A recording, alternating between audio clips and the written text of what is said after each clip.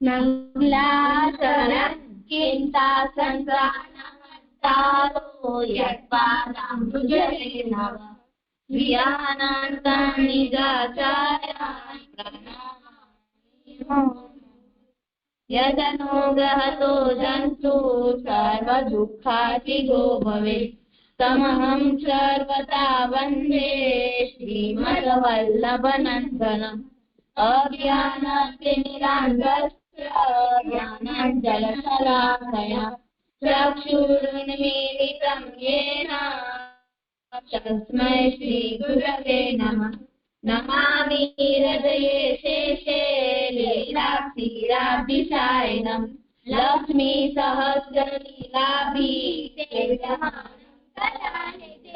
चतुर्भिश्च गृहेस्तथा सर्वे विराजते पंचदानतये मम।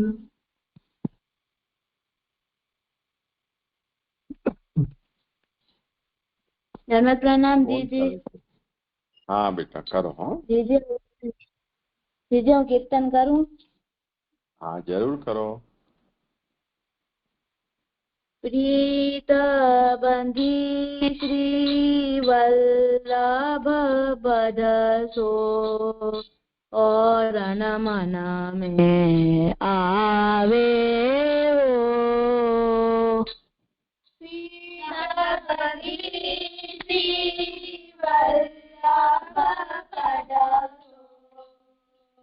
और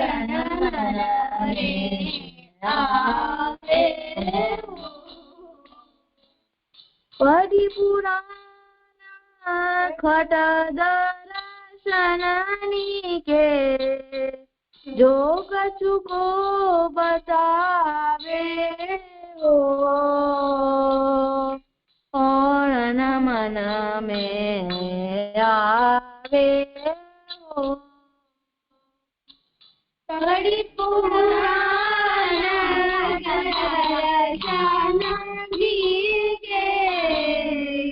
जो कछु कोई बतावे हो और मन में आवे हो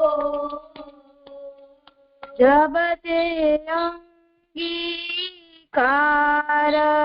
कियो मेरो तब ते न अन्य सुधारे हो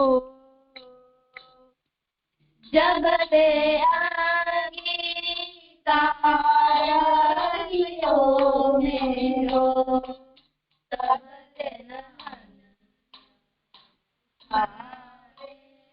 हो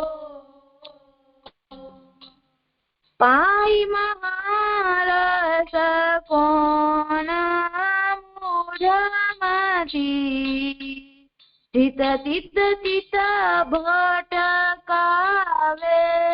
हो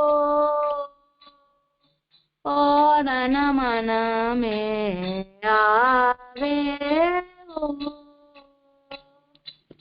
पाई महारस कोन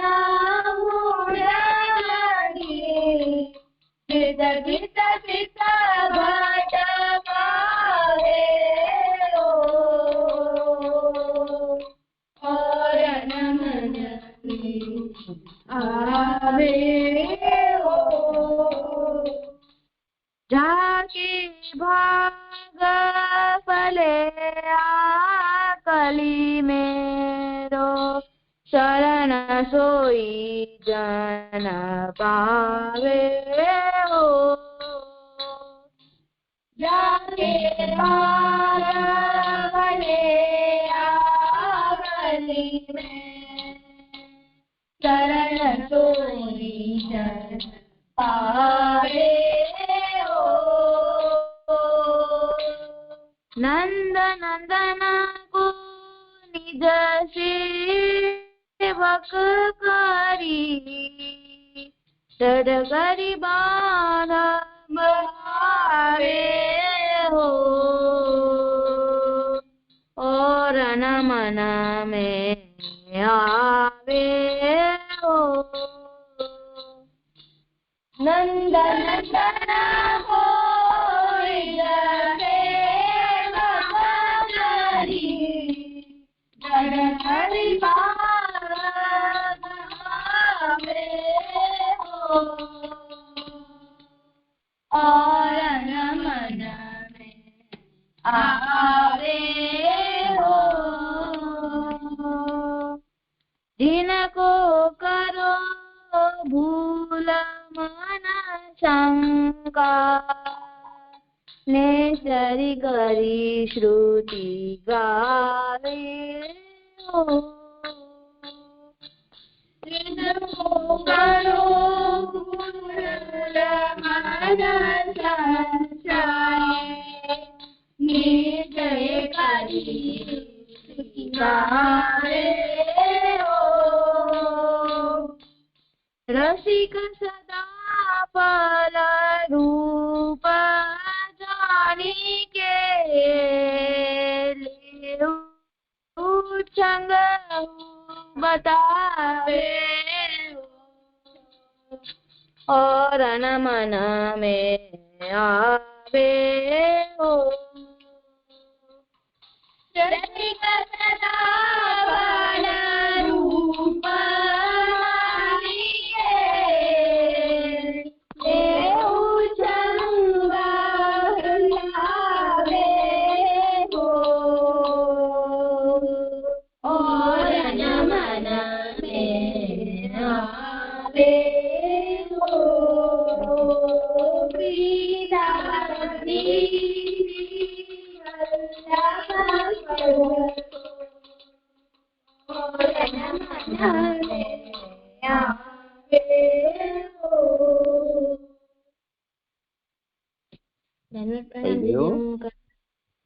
હા સુંદર હા કરો હો શું કરે છે હવે તું પ્રસંગ હા ભાઈ તો રામાયણ ચાલે છે કે કઈ ચાલે છે મહાભારત મહાભારત નથી ચાલતી દ્વારકાધીશ જીરે છે હા સારું સારું યાદ આવી ગયું કરો હો પછી ઠાકોરજી રૂકમણીજીને લઈ દ્વારકા પધાર્યા અને ત્યાં ઠાકોરજી અને રૂકમણીજીના વિવાહ થયો તો ત્યાં દ્વારકા વાસી બધા પ્રસન્ન હતા ત્યારે એમને પછી એક પુત્ર થયો રૂકમણીજીને એમનું નામ પ્રદ્યુમ્ન રાખ્યો પ્રદ્યુમન રાખ્યો પછી 10 દિવસ પછી એમને એક શંભુરા એક રાક્ષસ હતો અસુર હતો તો એમને ઠાકોરજીના પુત્રને એક પાણીમાં ફેંકી દીધા તો એક માછલી હતી મોટી એમને એ ખાઈ એટલે એમ નીકળી ગયા તે પેટમાં હતા પછી એ માછલીને મછવાડા પકડી શંભળા અસુર હતા એમના ત્યાં રાજા હતા એ જગ્યાને ત્યાં મોકલાવ્યા તો ત્યાં જયારે મછલીને કાપ્યો ત્યારે એમના પેટમાંથી એક પુત્ર નીકળ્યો હતો ત્યારે એક દાસી હતી એ એમને લીધા એ પુત્રને એમને મોટા કર્યા પછી એમને બધી વાત કીધી કે હું તમારા આ ગામમાં અસલી માતા નથી રૂકમણીજી છે અને પછી એમને એ બી કીધું કે તમે કામ્ય દેવ છો તમે તેલ નાખી જયારે તમને શિવજીએ તમને મારી નાખ્યો હતો ભસ્મ કરી નાખ્યો હતો પછી તમારો આ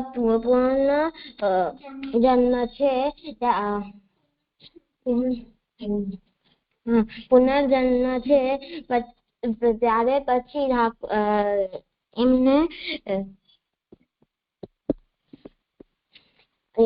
એમને પછી શંભરા રાજાને એમ બી કરીને મારો તો ત્યારે એમને માર્યા અને પછી રૂકમણીજી પાસે ગયા ને ત્યાં રહેવા લાગ્યા. આમાંથી મળે છે કે આપણે ઠાકોરજી પાસે જઈએ તો ઠાકોરજી જ્યારે આપણે ઠાકોરજી પાસે જઈએ તો ઠાકોરજી આપણી મદદ કરે, આપણે એમને રક્ષા કરે. તો આપણે ઠાકોરજીની શરણમાં જઈએ તો આમાંથી શબ્દ છે અસુર.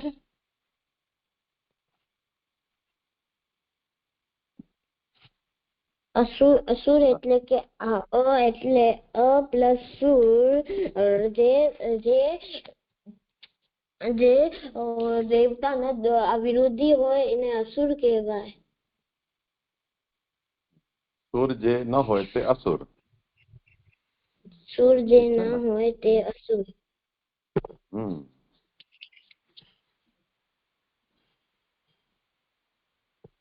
અસુર કોણ? કે જે દેવતાઓના વિરોધી. એ તો બરોબર જ અર્થ કર્યો, એકદમ બરોબર છે. અને બીજો શબ્દ છે દ્વારકા. દ્વારકા ઠાકોરજીએ કાલિયાવાણ અને જરાસંધથી મથુરા વાસીઓને બચાવવા દ્વારકા નગરી વસાવી હતી. દ્વારકા એટલે કે આપણે ઠાકોર એવો દ્વાર જે આપણે ઠાકોરજી પાસે પહોંચાડી શકે.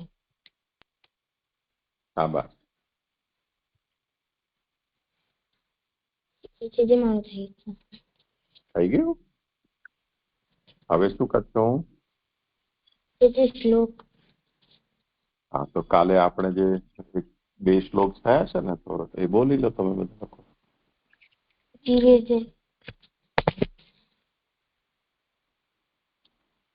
નંદગોપ.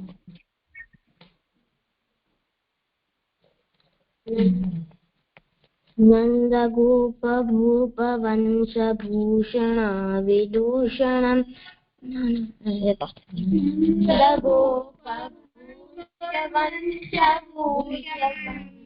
વિદૂષણ ભૂમિ ભૂતિ ભૂરિ ભાગ્ય ભાજન દેવ ધર્મ રક્ષણા વિગ્રહમ નીલવાણી વાહવાણી ન્યુકુલે સમાશ્રયે ગોપાલ સુંદરી રાસમંડલી વિહાર કાલિકામ સુંદરમ વંદનોનિ શંકરાદિ દેવવંદિતમ નીલવાણી વાહકાંતિ ગોકુલે સમાશ્રયે. સુંદર કર્યું હો બધા. હવે આગળ લઈ લઈએ. બધા લોકો પુસ્તકમાં જોજો, અને હું બોલું છું ને એ અક્ષર ઉપર આંગળી ફેરવતા ફેરવતા મનમાં જ બોલજો. ગોપ રાજ રત્ન રાજી મંદિરાનુ રિંગણમ.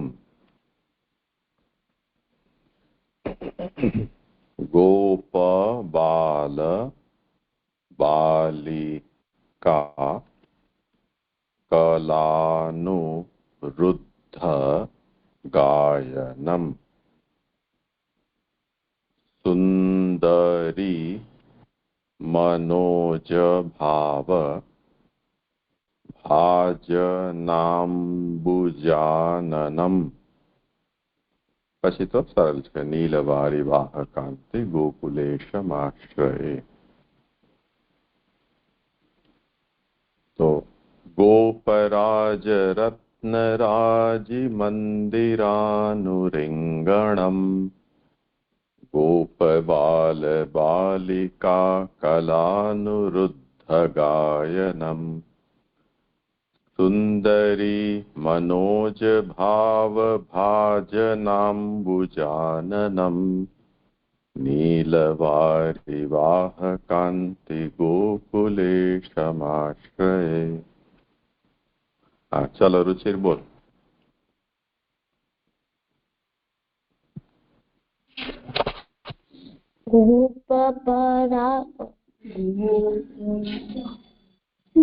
ગોપરાજ રત્નરાજી મંદિરા નો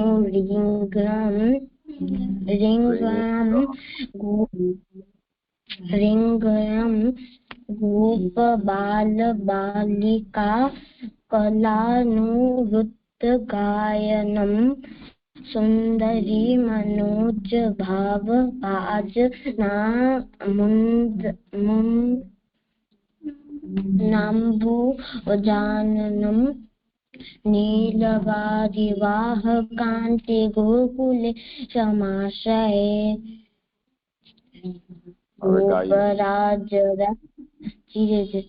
ગોપરાજ રત્નરાજી મંદિરાનુરિગ્રમ ગોપ બાલ બાલિકા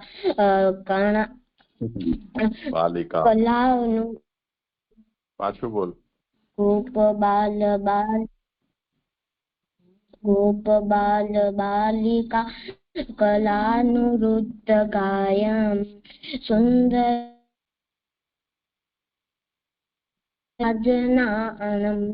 જાનનમ નીલવારિવાહ કાંતિ ગોકુલે સમાશ્રયે.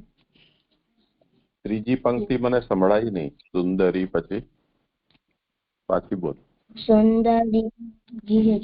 સુંદરી મનોજ ભાવ ભાજના ભુજના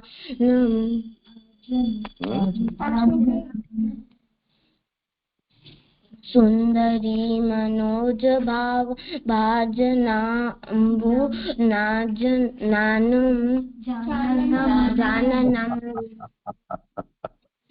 ખાલી એટલું જ બોલ. ભાજ નાંબુ એટલું જ બોલ. ભાજ નાંબુ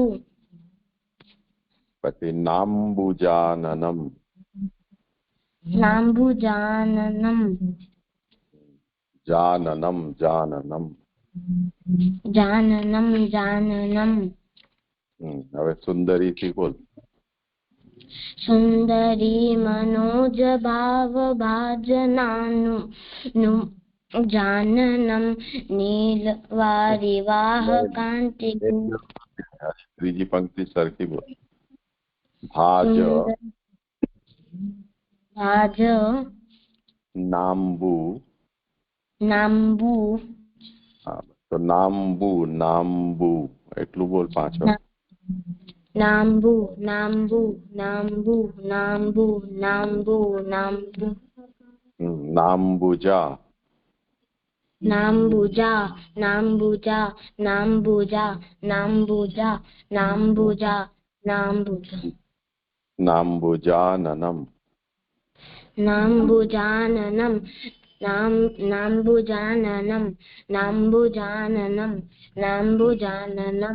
નાંબુજાનનમ. હવે સુંદરી. સુંદરી મનોજ ભાવ ભાજનાંબુ જાનનમ નીલવારિવાહ કાંતિ. એક વખત પૂરી શ્વાસ લઈને અને એક પંક્તિ એક શ્વાસમાં બોલી લે. સુંદરી વાળી. સુંદરી મનોજ ભાવ ભાજનાંબુ જાનનમ. નહીં ગડબડ થાય. નાંબુ ઉપર જ તું શ્વાસ લેવા અટકે છે એટલે ગોટાળો થાય છે. પેલા પૂરો શ્વાસ ભરી લે પછી બોલ. સુંદરી મનોજ ભાવ ભાજનાંબુ જાનનમ નીલવારિવાહ. ચાલો હવે બીજા કોઈને બોલવું છે? હા બોલો. ગોપરાજ રત્નરાજી મંદિરાનું રીંગણમ ગોપ બાલ બાલિકા કલાનિધિ ગાયનમ સુંદરી મનોજ. કલા પછી કલાનિધિ ગાયનમ. અરે જે લખ્યું છે બોલ ને તું. સારો નવો શ્લોક બનાવી લીધો લાગે છે. ગોપ બાલ બાલિકા કલાનુદિમ ગાયનમ કલાનુરુદ્ધ ગોપ બાલ બાલિકા કલાનુરુદ્ધ ગાયનમ સુંદરી મનોજ ભાવ ભાજનમ નામ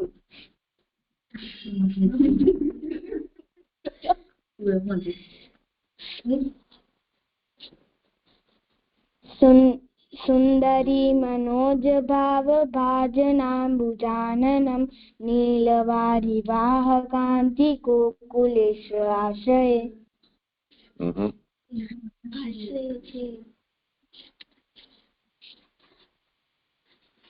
ગોકુલેશમાશ્રયે. ગોકુલેશમાશ્રયે. સારું, ચાલો.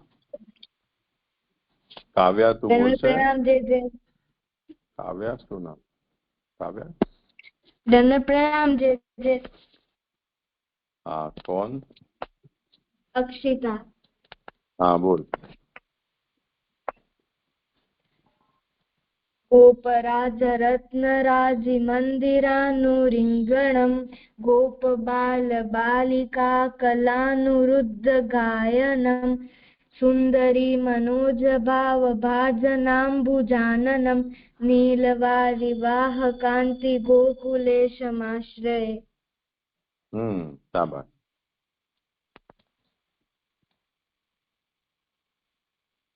ઠીક છે,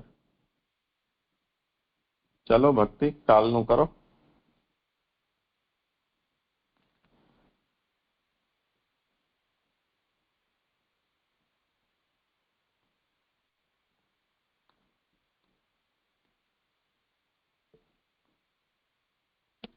ભક્તિ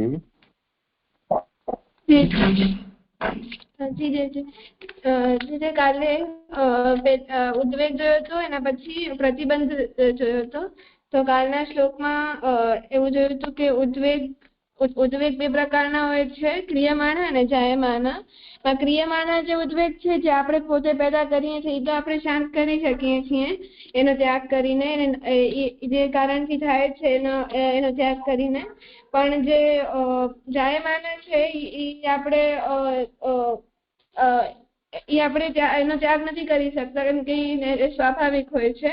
તો જાયમાના ઉદ્વેગ પણ બે પ્રકારથી સમજી શકીએ. તો એક આપણે પેદા કરીએ અને પ્રારબ્ધ આપણા જે સ્વભાવાદીથી છે, અને બીજું કે બીજો કોઈ આપણામાં પેદા કરે, એટલે બીજા કોઈમાં ભગવાન પણ આવી જાય છે.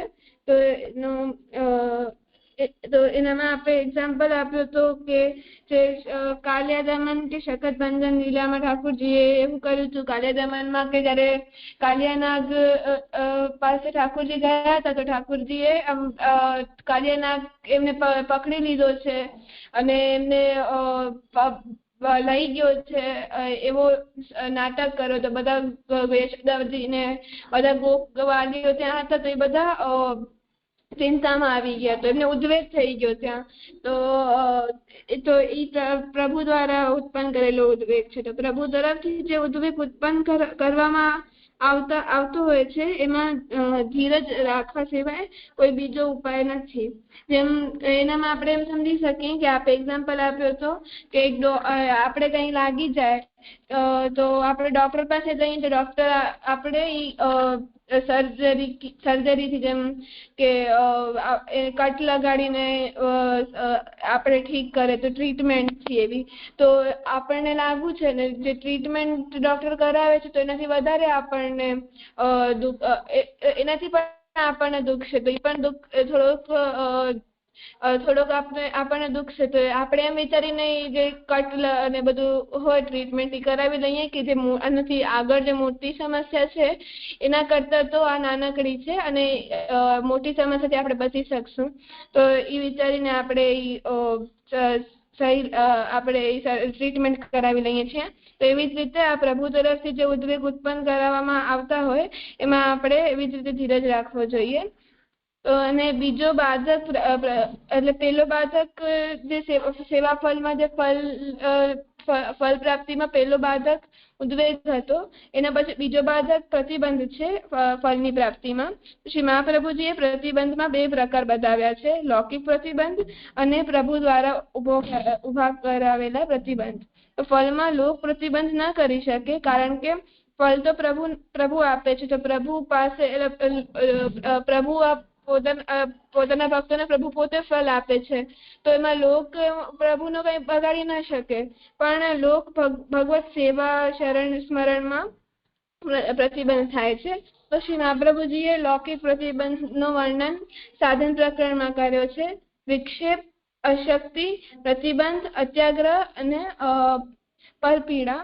તો અશક્તિ એટલે અવસ્થાજન્ય અશક્તિ, બીમારી. તો જે આપણે યુવા હોઈએ તો આપણે સેવામાં તત્પર રહી શકીએ, પણ વૃદ્ધ થઈએ તો અશક્તિ આવી જાય. તો જે યુવામાં આપણે જે સેવામાં તત્પરતા રહેતી એટલી ના રહીએ, એ અશક્તિ ભગવત સેવામાં પ્રતિબંધ રૂપ થાય છે. પછી વિક્ષેપ, તો અશક્ત નથી પણ આપણી સાધનાને બહુ વિસ્તૃત કરી દીધી છે, બહુ લંબાવી દીધી છે ને એના કારણે આપણે જો સામર્થ્ય છે એનાથી વધારે તે વધી ગઈ છે. તો આપણે જે બાહ્ય ને આંતર જે ઇન્દ્રિયો છે એ વધારે લાંબો ક્રમ હોવાથી સહજતાથી એમાં પ્રવૃત્ત નથી થઈ શકતી, ને તે કારણે ઇન્દ્રિયો તે વિક્ષેપ ભગવત સેવામાં પેદા કરે છે. અને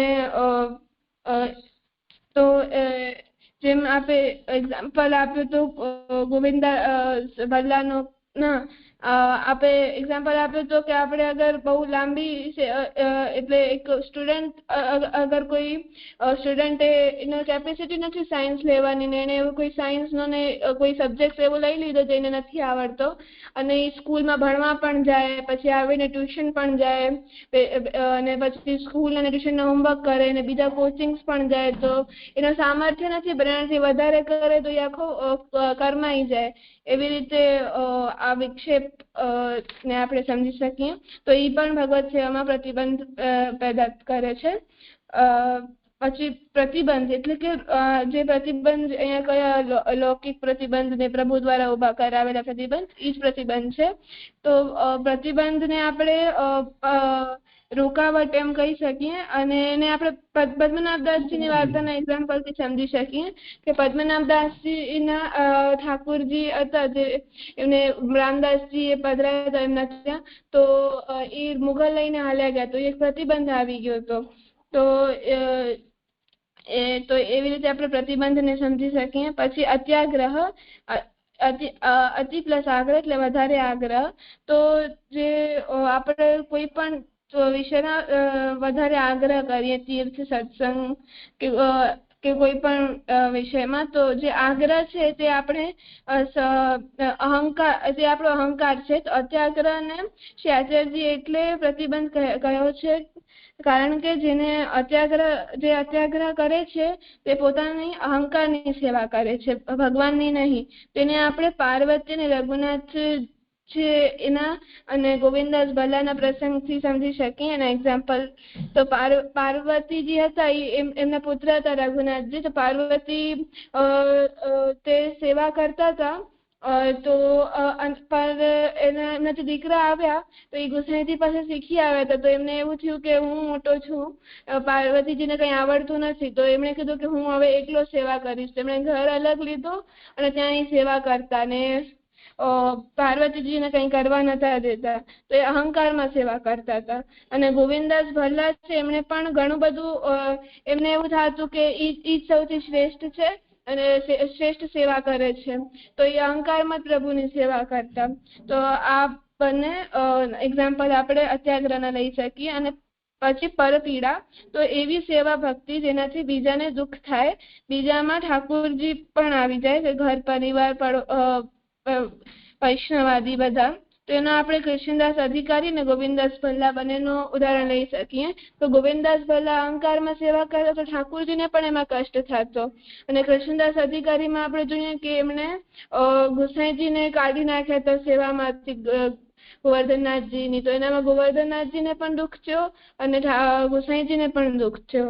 તો આ 5 જ્યારે થાય છે ત્યારે ઠાકોરજી આપણાથી ભૂલાઈ જાય છે અને બાકી બધું યાદ રહે છે. તો તેથી તે ફળની પ્રાપ્તિમાં બાધા થાય છે. જે મને એવું સમજાયું હતું.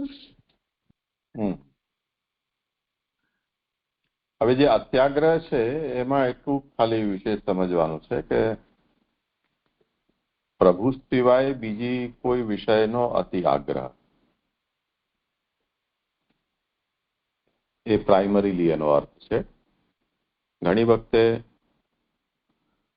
પ્રભુ સંબંધી આગ્રહ પણ અત્યાગ્રહ બની જાય, એવું પણ બની શકે, પણ પ્રાઇમરીલી અત્યારે એમ સમજવું જોઈએ કે મહાપ્રભુજી એની જે રીતે વ્યાખ્યા કરી છે એનો આપણે અર્થ વિચાર કરીએ તો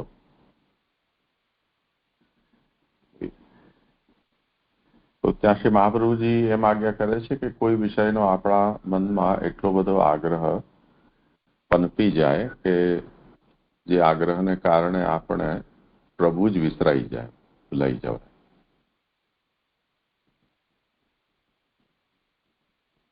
તો એ અત્યાગ્રહ પ્રવેશ છે.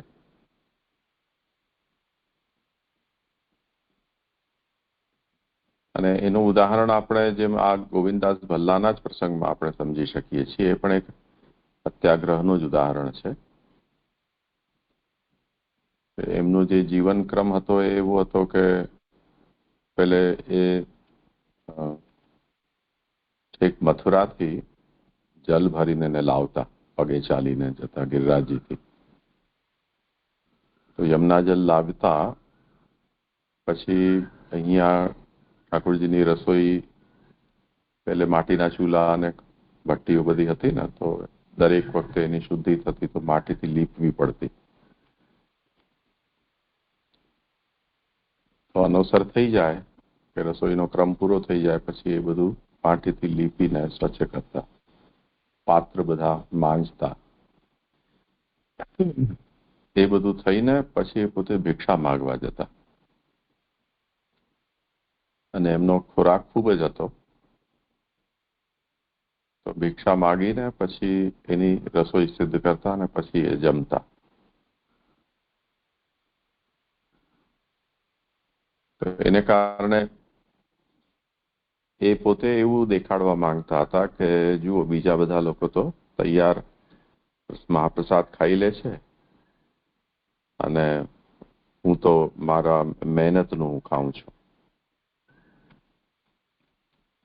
અને બીજા બધા ખૂબ આરામની સેવા કરે છે અને હું ખૂબ મહેનતની સેવા કરું છું. તો આ જે અત્યાગ્રહ છે શ્રી મહાપ્રભુજીએ જ્યારે એમને ઠાકોરજીએ કહ્યું મહાપ્રભુજીને કે મને આપનો સેવક ખીજાવે છે, તો શ્રી મહાપ્રભુજી બધાને પૂછ્યું ને એવું લાગ્યું નહીં કે કોઈને ઠાકોરજી અપ્રસન્ન હોય કોઈનાથી. પણ ગોવિંદદાસ ભલ્લાનું જ્યારે પૂછ્યું ત્યારે ઠાકોર મહાપ્રભુજીને ખબર પડી ગઈ. શ્રી મહાપ્રભુજી એમ કહ્યું કે તું આટલું બધી પરિશ્રમ કરે છે એનાથી ઠાકોરજીને દુઃખ થાય છે. એટલે ઠીક છે યમુનાજીનું જલ લાવે છે ત્યાંથી ને આટલું બધું પાત્ર માંજે છે, રસોઈ લીપે છે, બધું બરોબર છે, પણ તું બધા સેવકોની સાથે મહાપ્રસાદ લઈ લીધા કર. કેમ કે આખો દિવસ આટલું શ્રમ કર્યા પછી ભિક્ષા માગવા જવી, પછી પોતે રસોઈ સિદ્ધ કરવી, એ બહુ કષ્ટદાયક છે.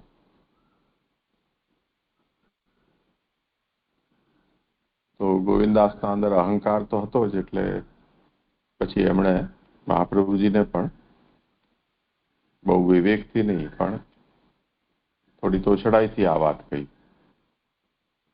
કે હું દેવઅંશ કેવી રીતે લઉં.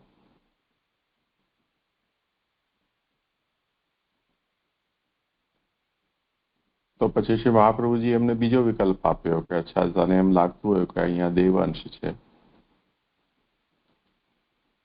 તો તું અમારી રસોઈમાં પ્રસાદ લે. મહાપ્રભુજી સ્વયં પાકી હતા એટલે સ્વયં સિદ્ધ કરતા તો પછી એમણે એમ કહ્યું કે હું ગુરુ અંશ કેમ લઉં? તો આમાં ગુરુ અંશ કે દેવ અંશનો કોઈ વિષય હતો નહીં, કેમ કે ઠાકોરજી સામે ચાલીને આપી રહ્યા છે, કે મહાપ્રભુજી ગુરુ સામે ચાલીને આપી રહ્યા છે, તો શિષ્ય શા માટે ન લઈ શકે? પૂછ્યા વગર આપણે લઈએ તો અલગ વસ્તુ છે. અહીંયા તો ઠાકોરજી પણ સ્વયં આજ્ઞા કરી રહ્યા છે અને શ્રી મહાપ્રભુજી પણ સ્વયં આજ્ઞા કરી રહ્યા છે, એટલે એવો કોઈ પ્રશ્ન છે જ નહીં.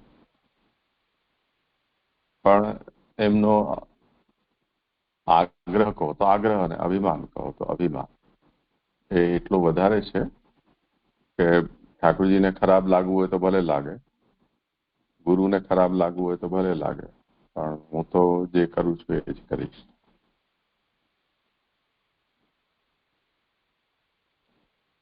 તો આ અત્યાગ્રહ છે. એટલે કે મહાપ્રભુજી એની અત્યાગ્રહ પ્રવેશની વ્યાખ્યામાં એવું કહ્યું છે કે મનસી પરમાગ્રહો ઉત્પદ્યતે યેન તમસી પ્રવિષ્ટો ભગવંતમેવ ન સ્મરતિ. મનમાં એવા કોઈ જળાગ્રહ પ્રવેશી જાય, ઉત્પન્ન થઈ જાય કે જેને કારણે તામસ આવી જવાથી, એટલે તામસ ગુણ વધી જવાથી ભક્ત છે એ ભગવાનને જ ભૂલી જાય. બીજું બધું યાદ રહે, ભગવાન જ યાદ ન રહે. એટલે જેમના માટે કરી રહ્યો છું એમની પ્રસન્નતા શું છે એનો વિચાર મનમાંથી નીકળી જાય અને પોતાનો અભિમાન કે અહંકાર છે એની જ સેવા કરતો થઈ જાય મનુષ્ય. આ અત્યાગ્રહ પ્રવેશ છે.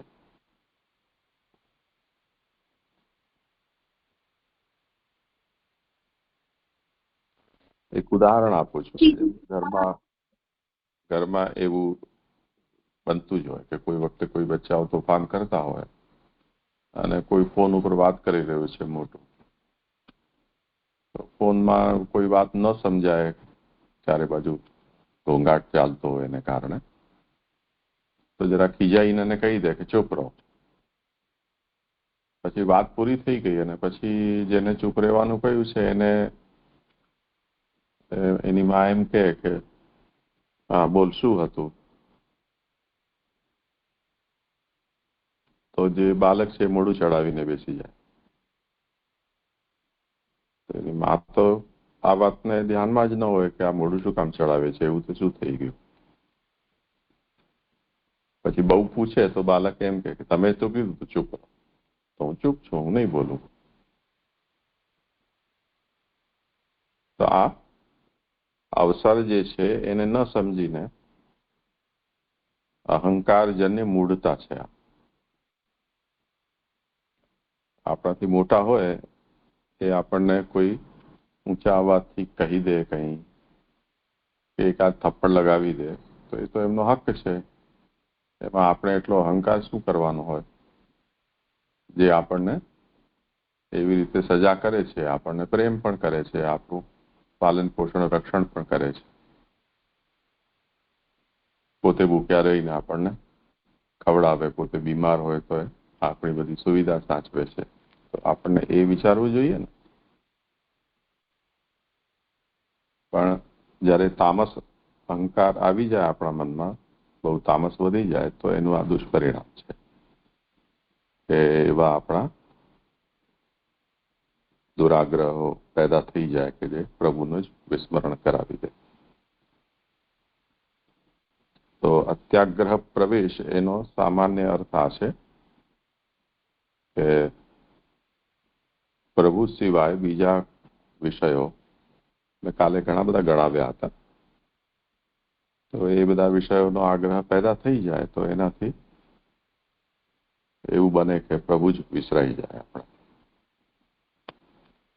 સમજાયું ને? આટલું આની અંદર થોડું ઉમેરી દેવાનું. આજે બધે સમય આપણો થઈ ગયો છે, 9 વાગ્યાથી પૂર્વનિજી પણ છે, તો અહીંયા વિરામ રાખીએ.